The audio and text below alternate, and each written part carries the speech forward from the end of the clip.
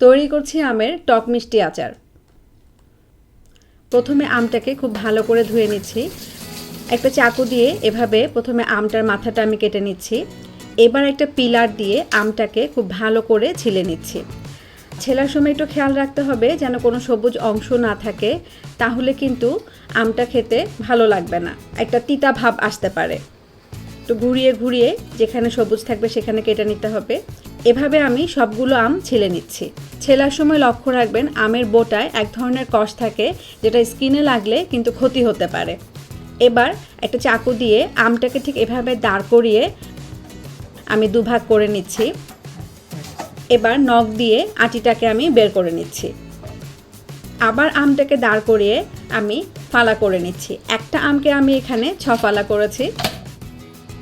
যদি আপনারা চান আরও বেশি করতে পারেন বা কম করতে পারেন, তবে আমটাকে কিন্তু এভাবে দাঁড় করিয়ে ফালা করতে হবে, শুয়ে কিন্তু কোনোভাবে এটাকে ফালা করা যাবে না। এবার আমগুলোকে খুব ভালো করে আমি ধুয়ে নিচ্ছি। একটু উল্টে পাল্টে কষলে কষলে ধুতে হবে, তা না হলে কষটা কিন্তু যাবে না। কাঁচা আমে একটা কষ থাকে, সেটাকে আমি আসলে এখানে ধুয়ে ফেলছি। একটু এভাবে কচলিয়ে ধুতে হবে। এবার একটা স্ট্রেনারে আমি আমগুলোকে নিয়ে নিচ্ছি, আর এভাবে আমি আমগুলোকে প্রায় ঘন্টাখানিক রেখে দিচ্ছি, তাহলে সবগুলো পানি একদম পড়ে যাবে। একটা কড়াই গরম করে নিয়ে তাতে 5 ফোড়ন দিয়ে দিচ্ছি। 5 ফোড়নটাকে আমি একটু তেলে নিচ্ছি। খুব বেশিক্ষণ এটা করতে হবে না, যখনই একটা গন্ধ বের হবে তখনই বুঝতে হবে এটা টালা হয়ে গেছে। বারবার নাড়তে হবে, না হলে কোনো জায়গায় পুড়ে যাবে, আবার কোনো জায়গায় কাঁচা থেকে যাবে। হয়ে গেছে। এবার আমি একটা কুটনিতে এটাকে ঢেলে নিচ্ছি। এবার এগুলোকে আমি কুটে নিচ্ছি, তবে কুটার সময় একটু খেয়াল রাখতে হবে এটা কিন্তু একদম আমি মিহি গুঁড়ি করব না, আধা ভাঙ্গা যেটা বলে ঠিক সেই পর্যায়ে রাখবো। তো দেখতে পাচ্ছেন এটা কিন্তু এখনও মিহি হয়নি, আধা ভাঙ্গা হয়ে এসছে। একটা চামচ দিয়ে আমি একটু তুলে দেখি, এটা একদম পারফেক্ট হয়েছে, একদম মিহি না, একটু আধা ভাঙ্গা। একটা প্যান চুলায় দিয়ে গরম করে নিয়েছি। এবার আমি এতে 2 কাপ পরিমাণ সরিষার তেল দিয়ে দিচ্ছি। তেলটা গরম হয়ে গেলে 2 টেবিল চামচ সরিষা বাটা দিয়ে দিচ্ছি। আর সরিষা বাটা দিয়ে কিন্তু নাড়তে হবে, না হলে দলা ধরে যাবে আর নিচে লেগে যেতে পারে। একটু দেখতে পাচ্ছেন আপনারা যে আঁচটা কিন্তু আমি এই সময় মিডিয়াম রেখেছি। মশলা দেওয়ার সময় আঁচটাকে মিডিয়াম করে ফেলতে হবে। 5-6টা শুকনো মরিচ দিয়ে দিচ্ছি। 4টা তেজপাতা একটু টুকরো করে দিয়ে দিচ্ছি। টুকরো করে দিলে হয় কি ফ্লেভারটা খুব ভালো আসে। সরিষার তেলটা কিন্তু ফুলে যাবে, এখানে ভয় পাওয়ার কিছু নেই। এই পর্যায়ে এসে আমি রসুন বাটা দিয়ে দিচ্ছি 2 টেবিল চামচ, নাড়াচাড়া করছি। আদা বাটা দিয়ে দিচ্ছি 1 টেবিল চামচ। আদা বাটা কিন্তু আমি রসুন বাটার অর্ধেক দিয়েছি। গরম মশলার গুঁড়ি দিয়ে দিচ্ছি 1 টেবিল চামচ, একটু ছড়িয়ে ছড়িয়ে দিচ্ছি, তাহলে নাড়াচাড়া করতে সুবিধা হবে। ধনে গুঁড়ি দিয়ে দিচ্ছি 1 টেবিল চামচ, এটাও একটু ছড়িয়ে ছড়িয়ে দিচ্ছি, আবার নাড়াচাড়া করছি। মোট কথা মশলাটাকে আসলে খুব ভালো করে কষাতে হবে। মশলাটা কষানোর উপরও কিন্তু আচারের ফ্লেভারটা অনেকটা ডিপেন্ড করে। মরিচের গুঁড়ি দিয়ে দিচ্ছি 1 টেবিল চামচ, আপনারা চাইলে কম বেশি করতে পারেন, যে যেরকম ঝাল খাবেন সেরকম দিতে পারেন। মশলাটাকে আমি আবার কষিয়ে নিচ্ছি। এই পর্যায়ে এসে আমি 2টা গোটা রসুন খোসা ছাড়িয়ে কোয়াগুলো গোটা গোটা দিয়ে দিচ্ছি। আবার মশলাটাকে কষাচ্ছি। জিরা গুঁড়ি দিয়ে দিচ্ছি 1 টেবিল চামচ পরিমাণ, একটু ছড়িয়ে ছড়িয়ে দিয়ে দিচ্ছি এটাও। আবার মশলাটাকে আমি কষাচ্ছি। মশলাটাকে কিন্তু আসলে অনেকক্ষণ ধরে কষাতে হবে, তা না হলে আচারের যে একটা ফ্লেভার সেটা কিন্তু আসবে না। মশলার কোনো কাঁচা গন্ধ যেন না থাকে সেদিকে খুব ভালো করে খেয়াল রাখতে হবে। মশলাটা কষানো হয়ে গেছে, আমগুলো আমি দিয়ে দিচ্ছি। মশলাগুলো থেকে যখন খুব সুন্দর একটা ভুনা ভুনা গন্ধ বের হবে তখন বুঝতে হবে যে মশলাটা কষানো হয়ে গেছে। আমি কিন্তু খুব সুন্দর একটা গন্ধ পাচ্ছি, তার মানে আমার মশলাটা কষানো হয়ে গেছে। এই পর্যায়ে এসে আমি আমগুলো দিয়ে দিচ্ছি। আমগুলো দিয়েই কিন্তু আবার নাড়াচাড়া করতে হবে, নাহলে মশলাটা যেহেতু ভুনা হয়ে গেছে নিচে পুড়ে যাবে। খুব ভালো করে উল্টে পাল্টে আমগুলোর গায়ে মশলাগুলো মাখিয়ে দিচ্ছি। আমি যখন আমটা দিয়েছি তখন কিন্তু আঁচটা একদম ফুল করে দিয়েছি, দেখতে পাচ্ছেন আঁচটা কিন্তু একদম ফুল আছে। এখন থেকে আমি না বলা পর্যন্ত কিন্তু পুরো সময়টাই আঁচটা একদম ফুল থাকবে। 5 ফোড়ন গুঁড়ি দিয়ে দিচ্ছি 1 চা চামচ, এটাও একটু ছড়িয়ে ছড়িয়ে দিচ্ছি। নাড়াচাড়া করার সময় বা উল্টানোর সময় একটা জিনিস খেয়াল রাখতে হবে, একদম নিচ থেকে উল্টাতে হবে, না হলে কিন্তু নিচে মশলাটা পুড়ে যাবে। লবণ দিয়ে দিচ্ছি এবার 2 চা চামচ পরিমাণ। এটাও কিন্তু যার যার স্বাদ অনুযায়ী, যে যেরকম লবণ খান স্বাদ অনুযায়ী দিয়ে দেবেন। আবার একটু কষিয়ে নিচ্ছি। মশলা দেওয়ার কাজ কিন্তু আমার মোটামুটি এখানেই শেষ। আমি এখন আর কোনো মশলা দিব না, এখন এটাকে খুব ভালো করে কষাতে হবে। ওই যে আমি বললাম, কষানোর উপরে কিন্তু আচারের ফ্লেভারটা ডিপেন্ড করবে। অনেকে করেন কি মশলাগুলো সব একসাথে করে তারপরে তেলে দেন, তো আমি এখানে করেছি কি যে একটার পর একটা দিয়েছি, যেটা আমি আমার মা খালাদের কাছ থেকে বা মুরব্বিদের কাছ থেকে শিখেছি।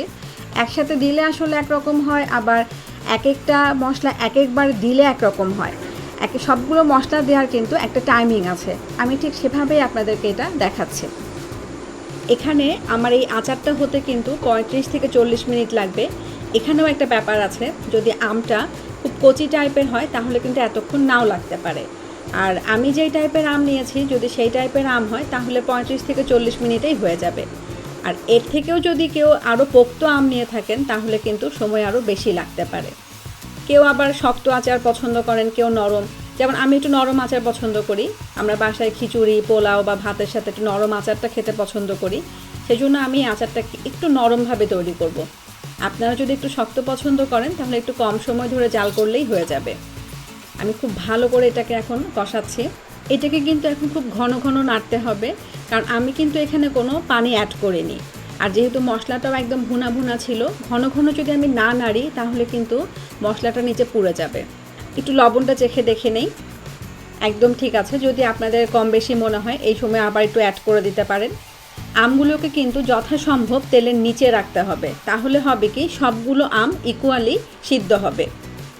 এবার 1 কাপ চিনির অর্ধেকটা দিয়ে দিচ্ছি, একটু ছড়িয়ে ছড়িয়ে দিয়ে দিচ্ছি। এবার এটাকে আমি আবার একটু কষাবো। এই চিনিটা একটু গলে গেলে আমি বাকি অর্ধেকটা চিনি দিয়ে দেব। খুব ভালো করে নাড়াচাড়া করে দিচ্ছি। চিনিটা গলে কিন্তু শিরা হয়ে গেছে, আর এই সময় একটা দুর্দান্ত একটা গন্ধ বের হয়েছে। বাকি চিনিটা আমি দিয়ে দিচ্ছি, আবার এটাকে খুব ভালো করে কষিয়ে নিচ্ছি। কোনো চিনি কিন্তু গোটা থাকা যাবে না। যখন আপনারা তৈরি করবেন এরকম একটা গন্ধ বের হবে, তখন কিন্তু মনে হবে যে ঠিক এই সময়ে পুরো আচারটা আমি খেয়ে ফেলি। দেখতে পাচ্ছেন চিনির শিরাটা সুন্দরভাবে একদম গলে গেছে, আর আমগুলোও কিন্তু শিরা তেলের একদম নিচে আছে। যেই ফ্লেভারটার কথা আমি বলছিলাম, সেই ফ্লেভারটা যখন পাওয়া যাবে ঠিক সেই মুহূর্তে এসে আমি ঢাকা দিয়ে দেব। তাহলে হবে কি এই দুর্দান্ত গন্ধটা কিন্তু আমের আচারটার ভেতরেই রয়ে যাবে। আর এভাবে আমি ঠিক 5 মিনিট অপেক্ষা করব। 5 মিনিট হয়ে গেছে, ঢাকনাটা খুলে দিচ্ছি, দিয়ে আবার একটু নাড়াচাড়া করছি। ওই যে বললাম, খেয়াল রাখতে হবে একদম নিচ থেকে কিন্তু এটা উল্টাতে হবে, না হলে কিন্তু নিচে একদম পুড়ে যেতে পারে। চুলোর আঁচটা কিন্তু এই সময় মিডিয়াম থাকবে। শিরাটাও কিন্তু অনেকটা কমে এসছে, কিছু কিছু তেল দেখা যাচ্ছে, আর আচারটাও কিন্তু অনেকটা সিদ্ধ হয়ে এসছে। আবার অপেক্ষা করছি 5 মিনিট, ঢাকনাটা খুলে দিচ্ছি। এই পর্যায়ে এসে আমি আধা কাপ ভিনেগার দিয়ে দিচ্ছি। এটা চাইলে আপনারা অ্যাভয়েডও করতে পারেন। যদি আপনারা আচারটাকে অনেক দিন রাখতে চান তাহলে ভিনেগার দেবেন, আর যদি মনে করেন যে আমি খুব তাড়াতাড়ি খেয়ে ফেলবো তাহলে ভিনেগার না দিলেও হয়। তবে সেই ক্ষেত্রে আচারটাকে কিন্তু মাঝে মাঝে রোদে দিতে হবে, আর রোদে দিয়ে আবার আচারটাকে ঠান্ডা করে তারপরে ফ্রিজে বা মুখ আটকে রাখতে হবে। এবার আমি 5 ফোড়ন দিয়ে দিচ্ছি। এটা কিন্তু গোটা, এটা কিন্তু গুঁড়াটা না। আর 5 ফোড়ন দিয়ে দিলাম 1 চা চামচ। আর এই 5 ফোড়নটা দেওয়ার কারণটা হচ্ছে আচারের মধ্যে এটা আরও একটা সুন্দর ফ্লেভার নিয়ে আসবে। ওই যে আমি 5 ফোড়নটা তেলে গুঁড়া করেছিলাম সেটা দিয়ে দিচ্ছি এবার 1 চা চামচ। আর এই 2-5 ফোড়ন মানে গোটা 5 ফোড়ন আর এই গুঁড়ো 5 ফোড়ন মেলে সুন্দর একটা ফ্লেভার নিয়ে আসবে আচারের। নাড়াচাড়া করছি। আমি কিন্তু আচারটাকে ওই যে প্রথমেই বললাম একটু নরম করছি। দেখতে পাচ্ছেন আচারগুলো কিন্তু এখানে অনেকটা গলে গলে গেছে, আবার কতগুলো একদম গোটা গোটা আছে। যদি আপনারা একটু গোটা খেতে চান তাহলে এর আরও আগে এটা নামিয়ে ফেলতে হবে। ঢাকনাটা খুলে দিচ্ছি, আবার এটা নাড়াচাড়া করছি। একদম নিচ থেকে আমি এটাকে উল্টে দিচ্ছি। তেলটা কিন্তু সুন্দর উপরে উঠে এসছে, এটা কিন্তু প্রায় হয়ে এসছে। রসুনগুলো দেখা যাচ্ছে, রসুনগুলো কিন্তু গোটাই আছে। এই পর্যায়ে এসে আমি একটু চেখে দেখছি যে মিষ্টি বা কোনো কিছু লাগবে কি না। এটা একদম ঠিক আছে। যদি আপনাদের মনে হয় একটু চিনি লাগবে, এই পর্যায়ে এসে একটু চিনি দিতে পারেন। খুব সুন্দরভাবে রসুনগুলো দেখা যাচ্ছে, প্রত্যেকটা রসুন একদম গোটা গোটা আছে। আচারটা কিন্তু আমার হয়ে গেছে, আমি চুলাটা বন্ধ করে দিচ্ছি। চলুন এই ফাঁকে দেখে নেই আমের টক মিষ্টি আচার তৈরি করতে কী কী লাগছে। কাঁচা আম 2 কেজি, সরিষার তেল 2 কাপ, শুকনো মরিচ 5-6টি, তেজপাতা 4টি, রসুন বাটা 2 টেবিল চামচ, আদা বাটা 1 টেবিল চামচ, গরম মশলার গুঁড়ি 1 টেবিল চামচ, সরিষা বাটা 2 টেবিল চামচ, জিরা গুঁড়ি 1 টেবিল চামচ, মরিচের গুঁড়ি 1 টেবিল চামচ, রসুন 2টি গোটা, 5 ফোড়ন গুঁড়ি 2 চা চামচ, গোটা 1 চা চামচ, ধনে গুঁড়ি 1 টেবিল চামচ, লবণ 2 চা চামচ, চিনি 1 কাপ, ভিনেগার আধা কাপ। হয়ে গেছে। এবার আমি একটা বয়মে আচারটাকে নিয়ে নিচ্ছি। তবে বয়মে নেওয়ার আগে কিন্তু খুব ভালো করে খেয়াল করতে হবে আচারটা যেন একদম ঠান্ডা হয়ে যায়, রুম টেম্পারেচার যেটা বলে ঠিক সেইভাবে আচারটাকে এনে তারপর এটাকে বয়মে নিতে হবে। আর বয়মে আচারটা নেওয়ার সময় আরেকটু খেয়াল রাখতে হবে আচারটা যেন একদম সরিষার তেলের নিচে ডুবে থাকে, না হলে কিন্তু যেই অংশটুকু উপরে থাকবে ওই অংশটুকুতে ফাঙ্গাস ধরতে পারে। একটা চামচ দিয়ে আমি তুলে দেখাচ্ছি আপনাদের আচারটা কেমন হয়েছে। ওই যে বললাম আচারটা আমি একটু নরম করেছি, এটা কিন্তু খুব শক্তও নেই আবার একদম গলেও যায়নি, খুব ভালো একটা জুসি একটা ভাব এসছে। অবশ্যই তৈরি করবেন। যদি আচারটা ভালো লেগে থাকে অবশ্যই একটা লাইক দেবেন, আর কোনো যদি প্রশ্ন থাকে আমাদের ভিডিওর নিচে কমেন্ট করবেন, আমি উত্তর দেওয়ার চেষ্টা করব। আর যদি আমাদের ভিডিওগুলি ভালো লেগে থাকে তাহলে অবশ্যই আমাদের চ্যানেল সাবস্ক্রাইব করবেন। ভালো থাকবেন। এই আচারটা অবশ্যই বৃষ্টির দিনে খিচুড়ির সাথে খাবেন, আশা করি ভালো লাগবে। সবাই ভালো থাকবেন, আমাদের জন্য দোয়া করবেন। ধন্যবাদ।